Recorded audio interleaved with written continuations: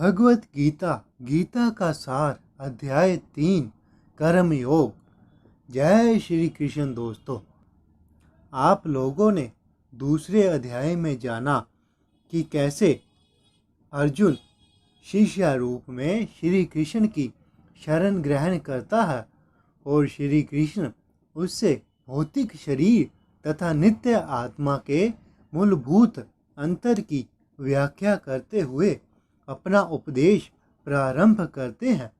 भगवान उसे देहांतर, एक शरीर से दूसरे शरीर में जाने की प्रक्रिया, भगवान की निष्काम सेवा, फल की इच्छा के बिना किया हुआ काम तथा स्वरूप सिद्ध व्यक्ति जिसने भगवान को प्राप्त कर लिया हो के गुणों से अवगत कराते हैं। और अब अध्याय 3 कर्म योग। अर्जुन ने कहा, है जनार्दन, है केशव, यदि आप बुद्धि को सकाम कर्म से श्रेष्ठ समझते हैं तो फिर आप मुझे इस घोर युद्ध में क्यों लगाना चाहते हैं?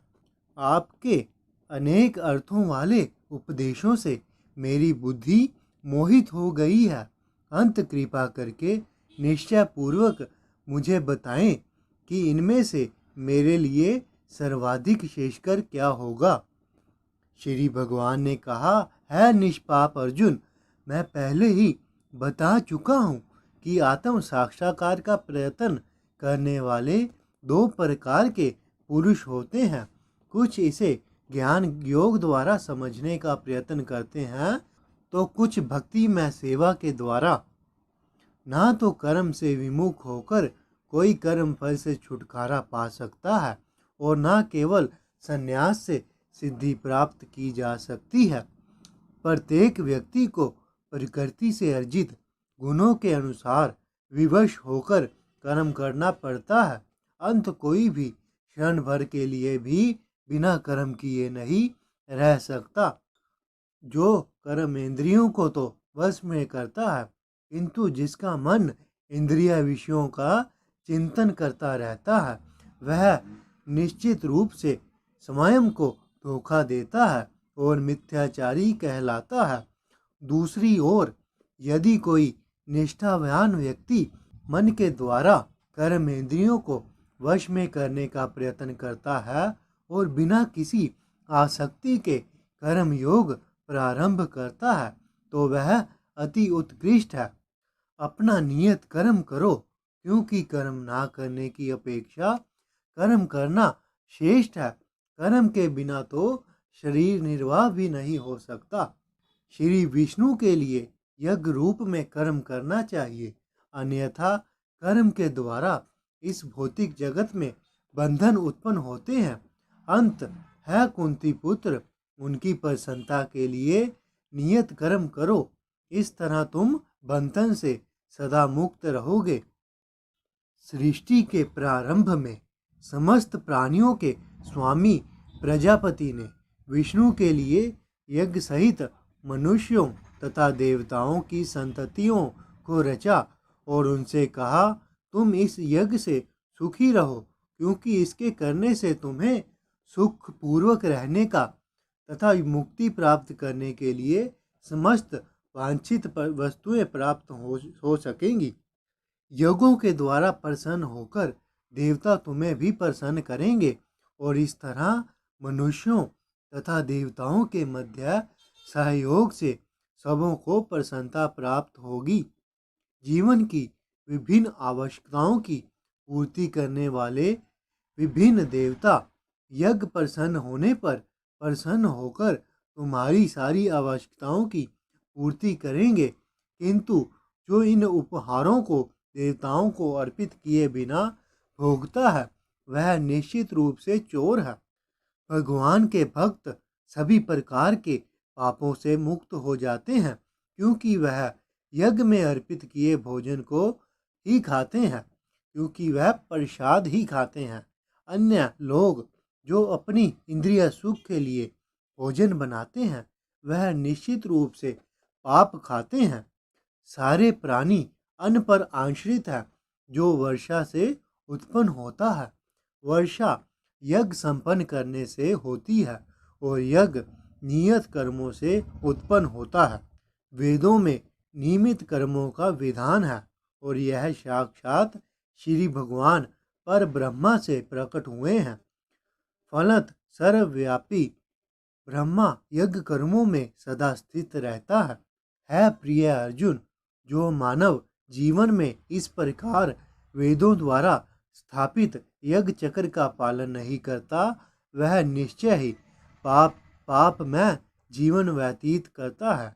ऐसा व्यक्ति केवल इंद्रियों की तुष्टि के लिए व्यर्थ ही जीवित रहता है, किंतु जो व्यक्ति आत्मा में ही आनंद लेता है तथा जिसका जीवन आत्म साक्षात्कार युक्त है और जो अपने में ही से पूर्णता संतुष्ट रहता है, उसके लिए कुछ करनीय नहीं होता। स्वरूप सिद्ध व्यक्ति के लिए ना तो अपने नियत कर्मों को करने की आवश्यकता रह जाती है और ना ऐसा कर्म ना करने का कोई कारण ही रहता है। उसे किसी अन्य जीव पर निर्भर रहने की आवश्यकता भी नहीं रह जाती। अंत कर्म फल में आसक्त हुए बिना मनुष्य को अपना कर्तव्य समझकर निरंतर कर्म करते रहना चाहिए, क्योंकि अनासक्त होकर कर्म करने से पर ब्रह्मा की प्राप्ति होती है। जनक जैसे राजाओं ने केवल नियत कर्मों को करने से सिद्धि प्राप्त की। अंत सामान्य जनों को शिक्षित करने की दृष्टि से तुम्हें कर्म करना चाहिए। महापुरुष जो आचरण करता है, सामान्य व्यक्ति उसी का अनुसरण करते हैं। वह अपने अनुसरणीय कार्यों से जो आदर्श प्रस्तुत करता है, संपूर्ण विश्व उसका अनुसरण करता है पृथापुत्र, तीनों लोकों में मेरे लिए कोई भी कर्म नियत नहीं है। ना मुझे किसी वस्तु का अभाव है और ना ही आवश्यकता है, तो भी मैं नियत कर्म करने में तत्पर रहता हूँ, क्योंकि यदि मैं नियत कर्मों को सावधानी पूर्वक ना करूं तो है पार्थ, यह निश्चित है कि यह सारे मनुष्य मेरे पथ का अनुगमन करेंगे। यदि मैं नियत कर्म ना करूं तो यह सारे लोग नष्ट हो जाएंगे। तब मैं अवांछित जन समुदाय को उत्पन्न करने के कारण बनूंगा। यदि मैं नियत कर्म ना करूं तो यह सारे लोग नष्ट हो जाएंगे। तब मैं अवांछित जन समुदाय को उत्पन्न करने का कारण हो जाऊंगा और इस तरह संपूर्ण प्राणियों की शांति का विनाशक बनूंगा। जिस प्रकार अज्ञानी जन फल की आसक्ति से कार्य करते हैं, उसी तरह विद्वान जनों को चाहिए कि वह लोगों को उचित पथ पर ले जाने के लिए अनासक्त रहकर कार्य करे। विद्वान व्यक्ति को चाहिए कि वह सकाम कर्मों में आसक्त अज्ञानी पुरुषों को कर्म करने से रोके नहीं, ताकि उनके मन विचलित ना हो। अपूती भक्ति भाव से कर्म करते हुए वह उन्हें सभी प्रकार के कार्यों में लगाए, जिससे कृष्ण भावनामृत का क्रमिक विकास हो। जीवात्मा अहंकार के प्रभाव से मोहग्रस्त होकर अपने आप को समस्त कर्मों का कर्ता मान बैठता है, जबकि वास्तव में वह प्रकृति के 3 गुणों द्वारा संपन्न किए जाते हैं। है महाबाहु, भक्ति भाव में कर्म तथा सकाम कर्म के भेद को भली भांति जानते हुए जो परमात्मा को जानने वाला है, वह कभी भी अपने आप को इंद्रियों में तथा इंद्रिय तृप्ति में नहीं लगाता। माया के गुणों से मोहग्रस्त होने पर अज्ञानी पुरुष पूर्णतः भौतिक कार्यों में संलग्न रहकर उनमें आसक्त हो जाते हैं। यद्यपि उनके यह कार्य उनमें ज्ञान भाव के कारण अधम होते हैं, किंतु ज्ञानी को चाहिए कि उन्हें विचलित ना करें। अंत है अर्जुन, अपने सारे कार्यों को मुझ में समर्पित करके मेरे पूर्ण ज्ञान से युक्त होकर लाभ की आकांक्षा से रहित स्वामित्व की किसी दावे के बिना और आलस्य से रहित होकर युद्ध करो।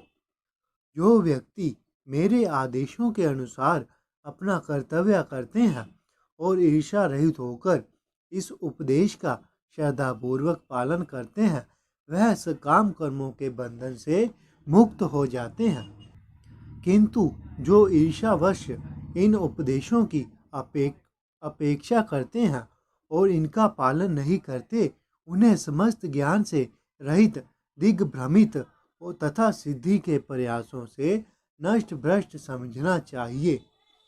ज्ञानी पुरुष भी अपनी प्रकृति के अनुसार कार्य करता है, क्योंकि सभी प्राणी तीनों गुणों से प्राप्त अपनी प्रकृति का ही अनुसरण करते हैं। भला दमन से क्या हो सकता है? प्रत्येक इंद्रिय तथा उसके विषय से संबंधित राग द्वेष को व्यवस्थित करने के नियम होते हैं। मनुष्य को ऐसा राग तथा द्वेष के वशीभूत नहीं होना चाहिए, क्योंकि वह आत्म साक्षात्कार के मार्ग में अवरोधक है। अपने नियत कर्मों को दोषपूर्ण ढंग से संपन्न करना भी अन्य के कर्मों को भली भांति करने से श्रेष्ठकर है। स्वयं कर्मों को करते हुए मरना पराये कर्मों में प्रवृत्त होने की अपेक्षा श्रेष्ठतर है, क्योंकि अन्य किसी के मार्ग का अनुसरण भयावह होता है। अर्जुन ने कहा, है विष्णुवंशी, मनुष्य ना चाहते हुए भी पाप कर्मों के लिए प्रेरित क्यों होता है? ऐसा लगता है कि उसे बलपूर्वक उनमें लगाया जा रहा हो। श्री भगवान ने कहा, है अर्जुन, इसका कारण रजोगुण के संपर्क से उत्पन्न काम है, जो बाद में क्रोध का रूप धारण करता है और जो इस संसार का सर्वभक्षी पापी शत्रु है। जिस प्रकार अग्नि धुएं से, दर्पण धूल से तथा भ्रूण गर्भाशय से आवृत रहता है, उसी प्रकार जीवात्मा इस काम की विभिन्न मात्राओं में से आवृत रहता है। इस प्रकार ज्ञान में जीवात्मा की शुद्ध चेतना उसके काम रूपी नित्य शत्रु से ढकी रहती है, जो कभी भी तुष्ट नहीं होता और अग्नि के समान जलता रहता है। इंद्रियां, मन तथा बुद्धि इस काम के निवास स्थान है। इनके द्वारा यह काम जीवात्मा के वास्तविक ज्ञान को ढककर उसे मोहित कर लेता है। इसीलिए है भरतवंशियों में श्रेष्ठ अर्जुन, प्रारंभ में ही इंद्रियों को वश में करके इस पाप का महान प्रतीक काम का दमन करो और ज्ञान तथा आत्म साक्षात्कार के इस विनाशकर्ता का वध करो। कर्म इंद्रियां जड़ पदार्थ की अपेक्षा श्रेष्ठ हैं। मन इंद्रियों से बढ़कर है, बुद्धि मन से भी उच्च है और वह आत्मा बुद्धि से भी बढ़कर है। इस प्रकार है महाबाहु अर्जुन, अपने आप को भौतिक इंद्रियों, मन तथा बुद्धि से परे जानकर और मन को सावधानी पूर्वक आध्यात्मिक बुद्धि के में स्थिर करके आध्यात्मिक शक्ति द्वारा इस काम रूपी दुर्जय शत्रु को जीतो। जय। इस प्रकार श्रीमद् भगवत गीता के 3 अध्याय कर्म योग का तात्पर्य संपूर्ण हुआ। जय श्री कृष्ण।